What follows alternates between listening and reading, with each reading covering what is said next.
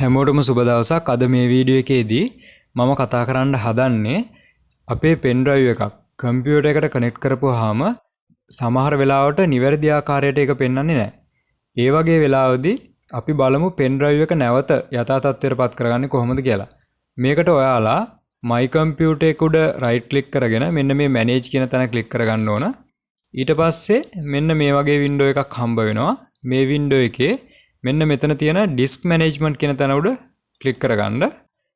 ඊට පස්සේ ඔයාලට මෙන්න මේ වගේ window එකක් හම්බ වෙනවා. මේ window එකේ ඔයාලට පෙන්නනවා අපේ computer එකට සම්බන්ධ සියලුම hard drive ඊට පස්සේ pen drive වගේ දේවල් මෙන්න මෙතන මගේ pen drive එකත් පෙන්නනවා. ඔයාලට පේනවා ඇති මේ තමයි මගේ pen drive එක.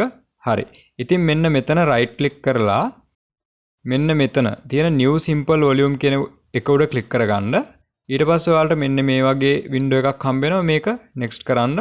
ඊට පස්සේ මෙතනත් next කරන්න. මෙතනත් කිසිම දෙයක් වෙනස් කරන්න ඕන නැහැ. මෙතනත් next කරන්න. ඊට පස්සේ මෙන්න මෙතන ඔයාලට ඕන නම් පුළුවන් volume එකට label එකක් දෙන්න. මෙතන මම මගේ නම දෙනවා. හරි. ඊට පස්සේ ඕන නම් මෙතන file system එකත් වෙනස් කරගන්න පුළුවන්. මම වෙනස් කරන්නේ නැහැ. මේ තියෙන විදිහටම next කරනවා. ඊට පස්සේ finish කරනවා. හරි. දැන් ඔයාලා my computer එකට නැවතත් ඇවිල්ලා බැලුවොත් ඔයාලගේ pen එක නිවැරදි ආකාරයට පෙන්නනවා. ඔයාලට පේනවා ඇති. හරි. එහෙනම් හැමෝටම සුබ දවසක්. තවත් මේ වගේ වැදගත් වීඩියෝ එකකින් ඉස්සරහට හමු වෙන බලාපොරොත්තුෙන් සමු ගන්නවා. මගේ channel එකත් subscribe කරන්න අමතක කරන්න එපා.